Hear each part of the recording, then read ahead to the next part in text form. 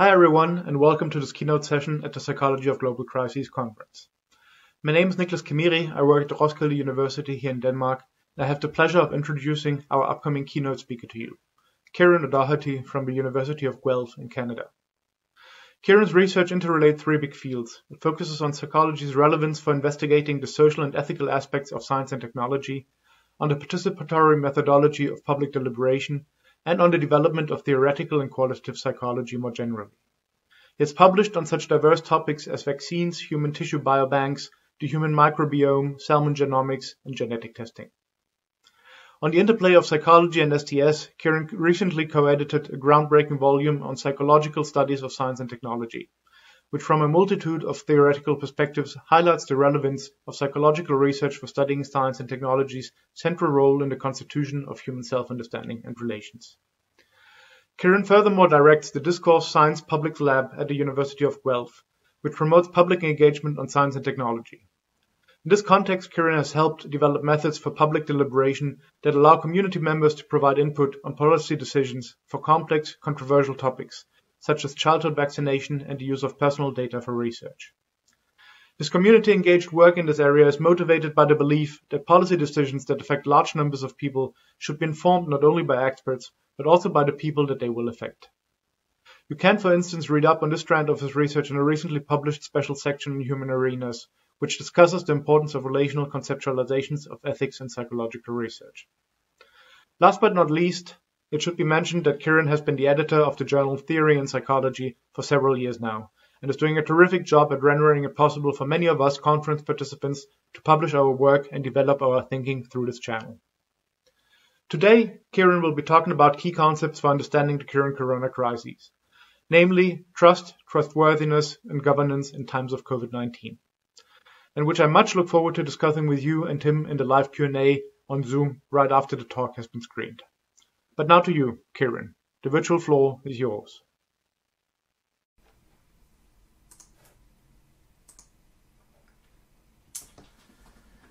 Hi everyone. First of all, thank you very much to the organizers of the conference. I think this is such a fantastic idea and really something we need moving forward. So I'm going to be talking about trust, trustworthiness, and governance in times of COVID.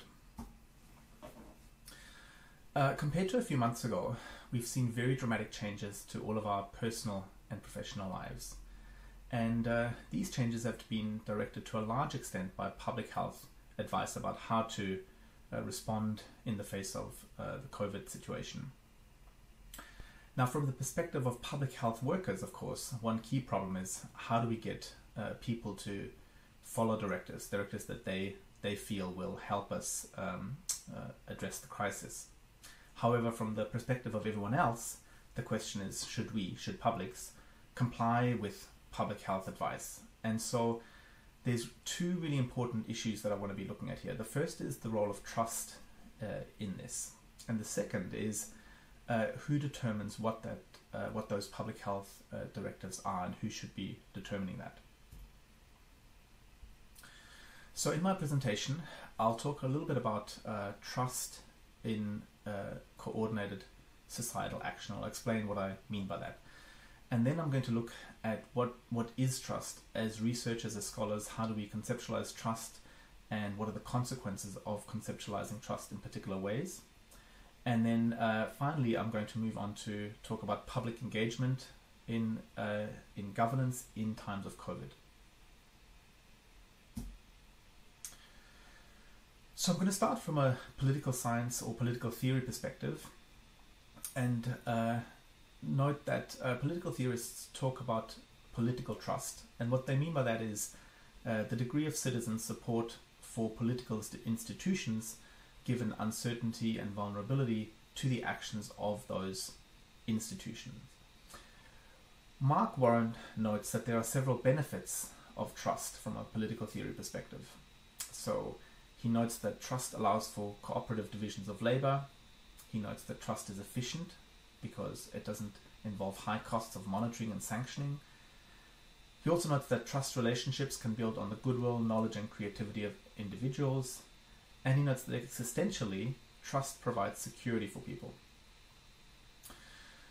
In democracy, trust is seen as being essential for collective self-rule. However, ironically, democracies have emerged from distrust, especially elite power holders. Therefore, Warren notes, democracy is a political system built on distrust, but one within which trust relationships are both essential and pervasive. So this is now the case in many domains of life in democracies. But now let me turn specifically to pandemics. In some ways, pandemics require coordinated social action, just as every other directive or every other kind of collective move or action in society. However, often pandemics may require more urgent interventions across an entire population. And as such, they often see a more dramatic exercise of government powers to enforce public health measures. In Ontario, for example, we have had a state of emergency declared in the face of COVID. But not all measures can or should be enforced. And for those that are not enforced strictly, of course, we face more of a question of, do publics actually follow these public health directives? Should they follow those directives? And what is the role of trust in that relationship? And this important role of trust during pandemics is not something new. This has been widely noted, for example, Segrist and Zing, but many other commentators and researchers have noted this too. So far, I think I've said nothing very exciting or nothing new. All I've really said is that trust is an important factor in democracies, and in particular in public health responses to pandemics. What I think is also implicit in what I've said is that there's a lot of attention to trust. A lot of researchers are focusing on this, but there's relatively little attention to the question of what actually is trust. What kind of a thing is trust on an ontological level? So I'm going to make some ontological reflections on trust and ask, how do researchers and publics implicitly construe trust in the way that they talk about it and in the way that they conduct studies. And I'm going to focus in particular on empirical versus normative dimensions of trust.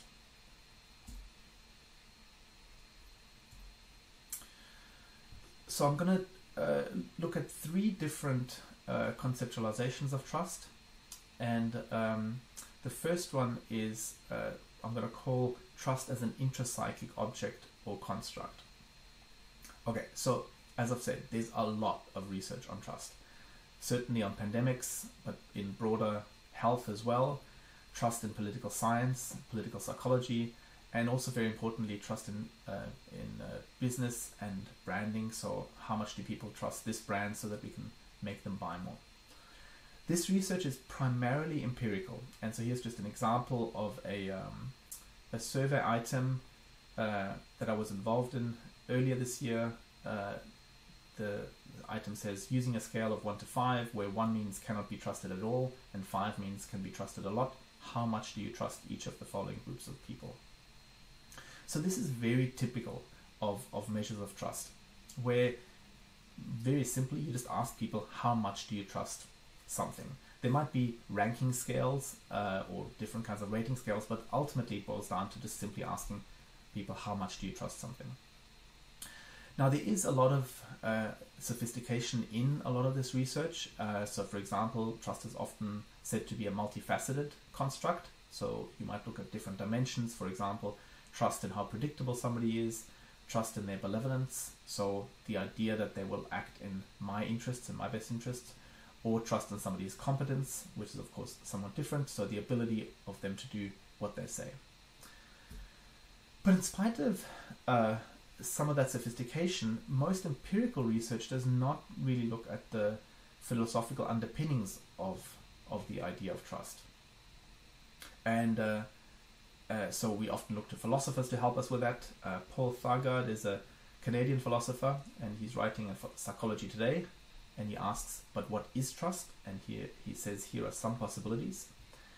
He says, 1, trust is a set of behaviors, such as acting in ways that depend on one another, or trust is a belief in a probability, that a person will behave in certain ways, or trust is an abstract mental attitude towards a proposition that someone is dependable, or trust is a feeling of confidence and security that a partner cares, or trust is a complex neural process that binds diverse representations into a semantic pointer that includes emotions.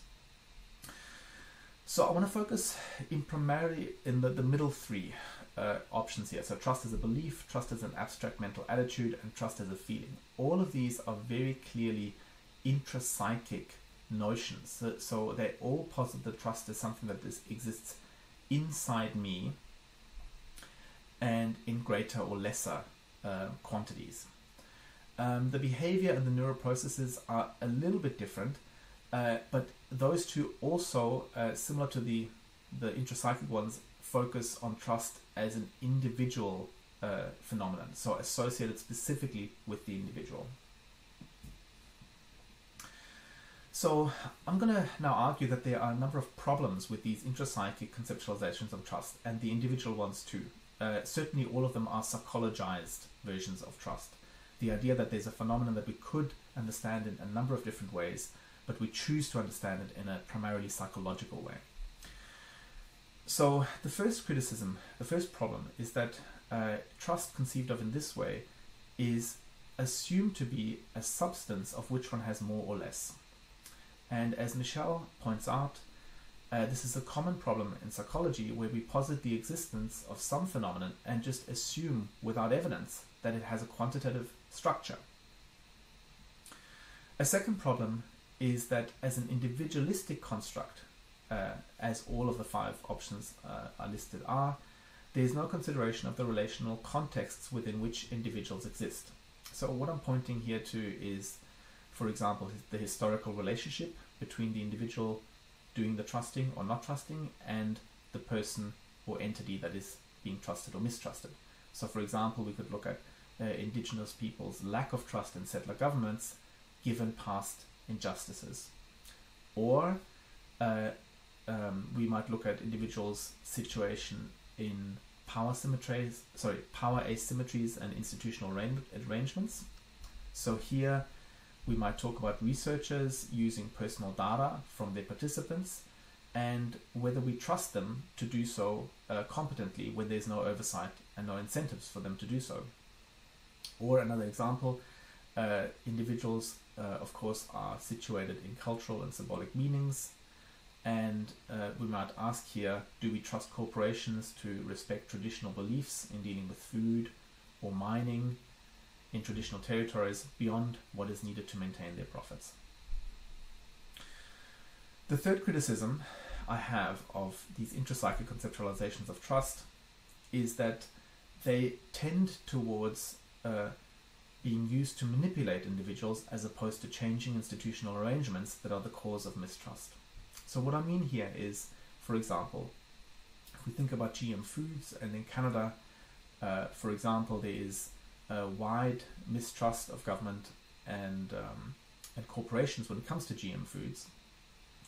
And yet a lot of the research focuses primarily on how do we change communication about GM foods to make people trust us more, as opposed to addressing the concerns that might be associated with GM foods, such as their effect on the environment or dependence of farmers on corporate patent holders. Or another example is in politics. The focus or very often is, on designing political messaging to increase trust in politicians or parties, as opposed to politicians just simply becoming more trustworthy individuals. So the main failing of intrapsychic approaches to trust, and also I would say individualistic approaches to trust more broadly, is that they fail to ask one very important question. Is a particular person or institution deserving of trust? And so here I'm going to use the word trustworthiness, and by this I mean consideration of the tangible things that somebody could be doing in behavior, in terms of commitments, in terms of material conditions or other tangible measures that need to be in place for us to conceive of an actor as deserving of our trust. Now I want to very briefly distinguish this from trustworthiness as it's used in some empirical research, where studies might look at what traits a person might have that I consider them trustworthy. So this is again an intra-psychic notion of trustworthiness in terms of looking at how what is necessary for me to think of somebody as trustworthy. So it's still very much in line with the first category that I talked about. So this is not what I mean at all. So I'm talking about trustworthiness as a normative approach to trust. What objective conditions need to be present for somebody to be considered trustworthy?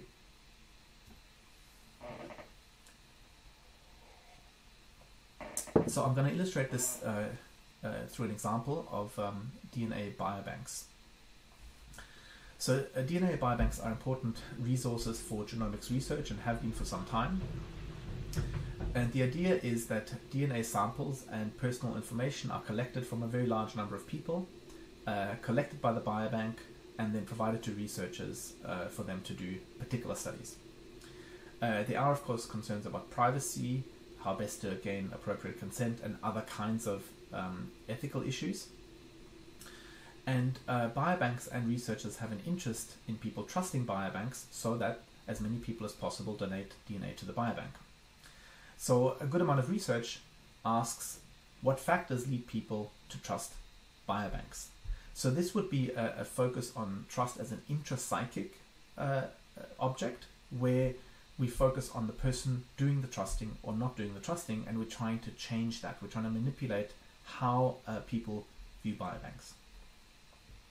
So therefore, the focus is not primarily on the practices of the biobank, but rather on the intrapsychic variables that can be manipulated to increase trust toward the biobank inherent in any given person. So what I'm suggesting is that we need a shift to trustworthiness, which suggests that the primary focus should not be on the psychology of people doing the trusting or not doing the trusting, but rather on the biobank itself. Given what we know about the way the biobank is set up, is it deserving of our trust? How does the biobank treat and store biological samples? How does it store personal information? What kind of safeguards are in place to prevent theft of samples or data? How are researchers vetted before they are given access to biobank resources? And what ethics oversight is in place to ensure that discriminatory or other objectionable research is not carried out using my sample and my personal information? So a number of years ago, some colleagues and I developed a theoretical framework where we argued that for this particular shift, and we also set out a number of criteria that we felt needed to be in place for us to be able to consider a biobank trustworthy. And these 5 criteria were representativeness, accountability, transparency, reflective practice, and sustainability. So for the purpose of the talk today, it's not that important that I go into detail. I just want to make the general point that a normative approach to trust and trustworthiness would look something like this. We set out these criteria that are objective criteria in the sense that they are conditions under which the biobank in this case exists, rather than subjective or psychological criteria where we look at the intrapsychic response to that entity in people. So again, the shift from trust to trustworthiness is a shift from the psychological to the normative. That is, we should not ask what makes a person trust or mistrust, but rather we ask, should this actor be trusted? And this focus on trustworthiness has several important benefits. First, it requires reflection on one's own practices and history, as opposed to simply trying to get others to trust us. And to do this in a genuine way requires engagement not just with cosmetic changes to myself or my brand or my communication strategies. It requires consideration of what I do and how this affects others, and then of course changing this if it's not satisfactory. So ideally, this kind of focus on trustworthiness would provide us with much more valuable, robust, and broadly useful institutions, goods, and public actors. So let me link this back to COVID. And one example in COVID, in the COVID domain. There is so much conflicting information about COVID-19 available. Which information should I trust? Or if I go a third person, which information should people trust, or which information is warranted to be trusted? Which individuals or institutions and sources of information should I trust? Anne Applebaum, writing in The Atlantic, suggests somewhat glibly, here is a rule of thumb to use in the coming weeks. Judge politicians by how much and how clearly they defer to the people who give the sum of 2 and 2 as 4. What you want is accurate information, not politicized information, and the more the better. So this is somewhat glib, but I think it illustrates how we might operationalize and set up criteria for trustworthiness that we could make public and scrutinize and of course debate and change around, but that we could set up in a shared way and to hold sources of information accountable to. But there are shortcomings of a normative approach to trust and trustworthiness. While the normative character of the concept is a strength, it is also a potential weakness, in the sense that we don't in fact know that the normative criteria for trustworthiness that we set up are actually perceived as trustworthy by broader publics. So to return to the Biobank example, while my colleagues and I maintain to this day that our argument is sound and that we consider biobanks to be trustworthy only if they satisfy the criteria we set out, the question of whether people actually trust biobanks who follow these criteria is a very different question. So both intra-psychic notions of trust and normative approaches to trust and trustworthiness are insufficient by themselves because they each neglect very important aspects of trust relationships. And so I'm going to argue that to have a more meaningful and more satisfactory understanding of trust, we really need a relational understanding of trust. So let me turn to political theory again, and from this perspective, Warren argues that a trust relationship is established when trust judgments are met with trustworthy responses by those who are trusted. So this quote appears somewhat circular, but I think it illustrates some of the main points I'm trying to make. In spite of the shortcomings of intra-psychic notions of trust and normative approaches of trust, both are to some degree necessary. Now, please note that I'm not making methodological arguments here. In fact, I'm really steering clear of methodology here. I'm just arguing on an ontological level and epistemological level. How do we understand trust? What is trust? And what kind of notions do we need to have sitting side by side to have a good comprehensive understanding of the phenomena? So how might a relational understanding of trust look like? The first point is that we would see trust as something that is situated in the space between actors. So it's neither just about the person doing the trusting or not trusting, although that is part of it. It's also not just about the entity being trusted or not trusted. So it's not just about the normative trustworthiness. It is about the relationship between the two. And this trust relation would have multiple dimensions. So temporal, for sure. For example, what is the history of the relationship? What are the transgressions of one party against another in the past? And how does this affect a trusting relationship? There are cultural dimensions. For example, what are the expectations associated with particular actors in a particular social context, in a particular cultural context?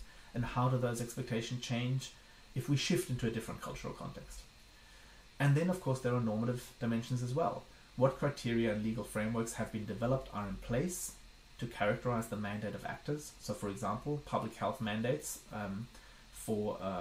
in different countries and different states and provinces. What recourse do they have in legal frameworks for certain actions, and what do they not have? And of course, relationships can always be perceived from different perspectives. So when we have when we look at a trust relationship between two actors, there are subjective elements. When we look at which perspective are we perceiving this relationship from? So if we look at anyone who is deciding about whether or not to trust public health in pandemics, how does the relationship look like from the person? How does the relationship look like from public health actors? And how does the relationship look like from third parties who are looking at both public health and individuals, like researchers?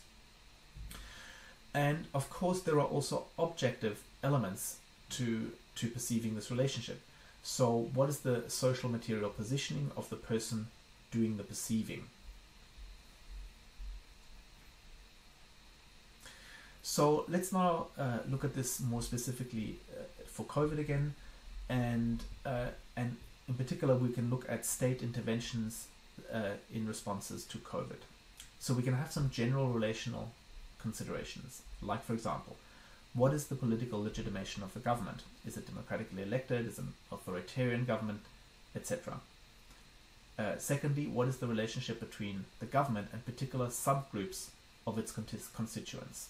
So are there, for example, ethnic groupings in the population that are not well represented in government? And third, what is the degree of recognition of the needs of particular individuals? And again, I'm talking on a general level at the moment. So, for example, what are same-sex marriage rights in a particular country? What are indigenous rights like in a particular country? What is the degree of racial discrimination, and so on. There are also more specific relational considerations to COVID and COVID measures. So, for example, to what degree is the reasoning behind COVID measures transparent? To what degree is the reasoning based on information that is considered to be credible by particular individuals and groups? And of course, there's variation in what different people consider to be credible information. To what degree are COVID measures based on values that are shared broadly? To what degree does reasoning consider trade-offs between competing values? And to what degree are publics involved in setting the agenda for these considerations? And that last point is going to be my launchpad for public engagement. So I'm now going to move into the third and last part of my presentation, where I'll talk about the role of public engagement in governance in times of COVID, and I'll be linking that to the discussion of trust. So while there is much uncertainty about the nature of COVID-19 and its ramifications, some things are very well known. We know that the virus causes harm and is potentially deadly. We know that it spreads very easily and therefore constitutes a threat to both individuals and entire communities and societies. And we know that, therefore, measures to combat the virus require collective coordination, and therefore agreement or at least willingness of publics to go along with state measures. And we also know that measures that have been taken by states, while effective in curbing the spread of the virus, are also associated with other harms to both individuals and groups. So, to put this in a nutshell, measures taken to control the virus lead us to trade-off decisions. On the one hand, containing the spread of the virus increases other harms. On the other hand, less containment means more harm from the virus. So I know that this is an oversimplified kind of representation of the trade-off. It's of course much more complex and nuanced, but I'm making this kind of gloss just to highlight that the fact that there are these trade-off decisions. And if we had perfect knowledge, and if the virus and containment measures affected everyone equally, this would be a simple optimization problem. We just find the ideal degree of containment so that the overall harm is minimized. However, this is of course not the situation at all. Instead, we have the following situation. We have imperfect knowledge about the virus and about the effects of the containment measures. And both the virus and the containment measures affect diverse individuals and groups in very different ways. We are not all affected the same way.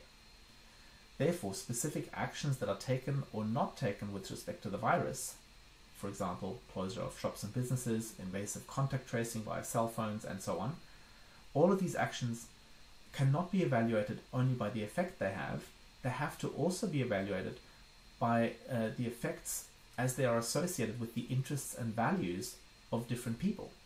So, for example, the effect of social distancing on the economy will be valued very differently by different people, depending on their values in a general sense, but also depending very specifically on how they are located in society and in the economy. Does the closure of shops take away their livelihood, or is it just a minor inconvenience? So there's a phrase that's been used a lot since COVID-19 started, and that's "we're all in this together." It's used a lot, I know, in Canada and British Columbia in particular, where I'll be talking about a project in just a moment. So it's somewhat overused, and I think it's, of course, is meant to designate this need for coordinated action that I've been talking about, but it's also potentially offensive, particularly to those who are much more negatively affected by either the virus or by the measures taken to contain the virus than many others. So, in a very real way, we are also not all in this together. So how then can we ensure that the perspectives, the values, and the interests of the breadth of individuals and publics and groups are considered when those trade-off decisions are made on a policy level? So just to make this really explicit, how can we develop policy in the face of COVID that genuinely takes the breadth of perspectives, values, and interests of people out there into account? And the answer, of course, is we can't. There is no mechanism that will perfectly take into account all the diverse needs, values, and perspectives to give us a policy that will be optimal for everyone. But at the same time, we definitely can do much better than simply moving ahead with policy decisions without the input of diverse publics. And of course, again, I just want to underscore this: whatever policy decisions we make, whichever policy, or even the good ones, will have very serious ramifications for people, and more detrimental for some than others.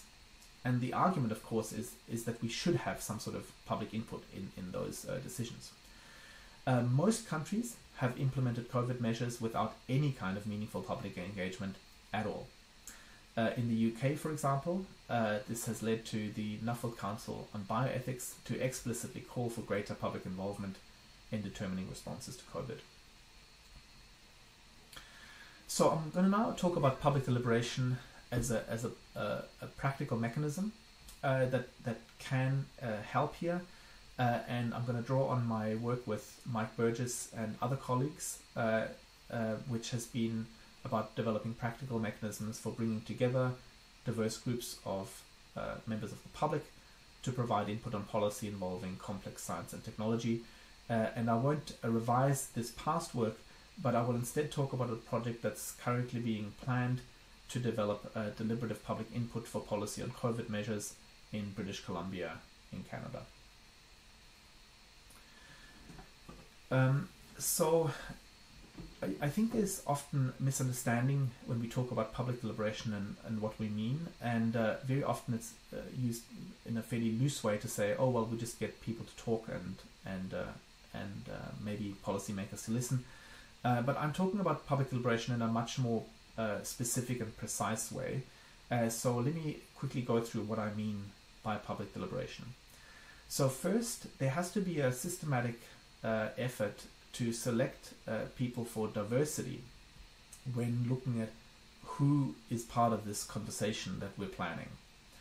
And what we want is we want to reflect the diversity of people who are affected by the issues being discussed, or considered to be representative of those groups according to some criteria. Then when we bring people together for this conversation, they need to be provided with information about important technical aspects of the issues being discussed, not to make them experts, but to provide them with a foundation for discussion. Third, they also needed to be provided with information about key expert and stakeholder positions associated with the issue discussed. So, for example, on COVID, public health is clearly a key position, but so are privacy experts, so are potentially advocates or representatives of minority groups who are adversely affected by COVID measures, and so on. Fourth, participants are required to engage with each other respectfully. It's not a case of debating, it's a case of working together. Fifth, and now we get into some normative considerations about how the conversations and deliberations are to be conducted. Participants in deliberations are required to provide warrants for their positions.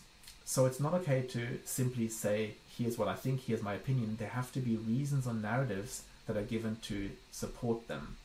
And the reason for that is that we want to make the reasoning behind positions publicly accessible so that they can then be understood and related to by other participants in the deliberation. Sixth, it is also a requirement that the participants are, at least in principle, willing to revise their opinions. They don't have to revise their opinions, but they should at least be, in principle, willing to do so in light of either new information or in light of the perspectives provided by other participants in the deliberation. And then finally, and this is very important, the goal of deliberation is to work to collective solutions. So even though some people might not change their minds, the recognition among all participants should be that we have to work towards policy level solutions that can be acceptable to everyone, or at least as many people as possible. So civic minded solutions means that I have to step outside of myself, and while I won't give up on my own interests, nevertheless I'm working beyond my interests towards a solution that can take into account my interests and the interests of the other people that are a part of their deliberating group, and even better, considerate of the interests of the population as a whole. So the COVID moment makes this even more difficult than this is usually to implement in practice. In our previous work, participants in deliberation typically met for 4 days of intensive in-person deliberation. And of course, COVID measures currently prohibit travel and gatherings of people. And therefore, a deliberative process now has to be considered, has to be conducted virtually. And this comes, of course, with all sorts of problems. Not only the kind of the sort of organic nature of in-person interaction, also how much time really we can expect people to be attentive in front of a screen, and also when you're not actually in a room, when you still have to conduct your daily life in your own space, how much time can you really take away? It's unlikely that you'd be able to take 4 days out of a busy life to just focus on a deliberation like that. So the challenge is to design a process that allows a diverse group of people to convene while socially distancing measures are in place, allows them to become informed enough about issues that they want to give advice on, allows them to interact with each other given constraints of virtual communication platforms, and allows for collective results of deliberation to be documented and reported. So here is a process that we've been developing to try and do this. We have so starting on the left-hand side of this illustration, the plan is to recruit broadly via news broadcasts, telling people about this process, via support from the Ministry of Health and Public Health departments, who are actively, we hope, seeking this input, and certainly in British Columbia and also on federal levels in Canada, we have some support for this, for genuinely seeking public input, and telling people we want your views on what is in our collective best interest with regards to COVID and COVID measures. Once we've assembled people, we provide them with access to background materials, key questions that they'll be asked, and a facilitation guide. And once volunteers have made themselves known, so said that yes, they want to be part of this, They provide us with demographics, past experiences and attitudes, and they are assigned to 3 different groups. The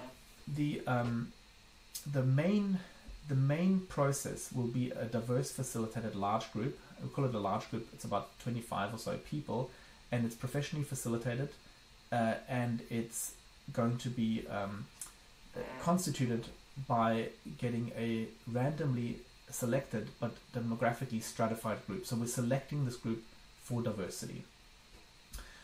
A second level is a larger number of small groups that are separate, so not interacting with this large group, that are also facilitated professionally, but that each have a much smaller mandate to only look at one particular issue, and so that we can get a lot broader input on specific issues, and the results of those small groups deliberations are going to be collated and presented as one component of the evidence to the large group. And then we also have a third group of self-organized, self-facilitated groups. And the reason for this third category is that we want to go beyond just the selection process being us top-down selecting people. There are important reasons I don't have time to go into right now why that's better than having the main deliberating group made up of purely self-selected participants. But there's also something to be said that anyone who is potentially affected by the issue should have a voice in that. And that's what the role of these self-organized, self-facilitated groups are. And these will also be, the results of these will also be collated and documented, and also be a line of evidence presented to the main large group that will be meeting over a longer period of time. So here now is the process for that large group. Where it starts off with having materials presented to them and the reports from the various different groups that I've talked about. They then convene, and here's just an example of how this might look on the timescale, but they then convene for a first session where they are introduced to each other, to the project organizers, and they are also introduced to particular policy options on an issue they're being presented with. So the first issue that we're looking at is contact tracing apps, and trade-offs that have to be made between the effectiveness of those apps and the invasiveness in people's lives, and of course also harms that can come from privacy infringements of use and abuse of those apps. So we would then present policy options on discrete policy options on how governments might use those apps, and start people deliberating about those issues. Then there'd also be, and I'm going to kind of skip through this fairly quickly now, there would also be presentations from experts, and experts would be available to answer questions of participants. The key point here is that experts are in a kind of a witness role. So experts don't get to take part in this deliberative process, but they are available to participants in the deliberation as resources. We then also start off with often with a preliminary exercise of hopes and concerns. And the idea here is that before we get into the nitty-gritty of talking about particular policy options, we ask participants to talk about their general hopes and concerns on the issue being talked about. And this allows usually the introduction of a broader experience on the issues, particular personal experiences, and perspectives to come up. Then when we do go to the deliberation on the specific policy options, what we want is to have as much explicit consideration of different forms of reasoning. And we're of course anticipating that doing this over Zoom is not easy. So the mechanism we'll follow is an initial poll where people will start off by saying which is their favorite policy option and give reasoning for this. So in this way, all participants are then exposed to the reasoning of all their other co-deliberators, and we hope that this leads to an exchange of of reasons and a development of intersubjectivity so that we come towards convergence on the issues. We then go towards a second vote to see where people change, and again allow people to explain their reasoning, especially if they've changed, and we can go through as many iterative votes as is necessary. Now I want to emphasize that this process is something we've done many times before in person, so we know these things work in a face-to-face setting. What we don't know is how well these things will work on a Zoom call, and hence this is some of my hedging in terms of the uncertainty of the process. And then finally, what we want to achieve is participants' conclusions on particular policy recommendations. And in our particular version of deliberation, we aim for consensus, but we don't require consensus. So facilitators are certainly instructed to try and work towards consensus to get as much agreement as possible. But when it becomes clear that there's a fundamental value disagreement or a fundamental disagreement about certain premises, then we don't want that to disappear. We don't want that to be glossed over. And so persistent disagreements, if they remain at the end, are to be documented together with the reasons for those disagreements. And of course, the whole point of this then is that those results are passed on to policymakers. So public deliberation is certainly not a panacea, and it's definitely not perfect in any of its manifestations. However, it could provide genuine opportunities for people to have input into the measures that are being taken to combat COVID, and this input goes beyond surveys and polls, which would simply measure opinions and attitudes. In contrast, deliberative approaches treat people and communities as active agents in shaping our collective destinies and give them forums in which to express that agency. So connecting this back to trust, policies that deal with COVID should be trustworthy. But what counts as trustworthy cannot be determined without considering the perspectives of those affected by those policies. Does this mean automatically that policies based on, say, deliberative input will be more trusted? Perhaps. But what we do know with more certainty, public deliberation would certainly create new forums for public discourse. It would create a space for explicit consideration of how value trade-offs should be addressed in responses to COVID, and it would involve publics in those determinations. Public deliberation would also create avenues for dialogue between publics and key actors, and it would help build relationships between publics, experts and policymakers. Ideally, these would be relationships characterized by trust. Here are some of the key references to my presentation, and I very much look forward to hearing your responses and questions to this work.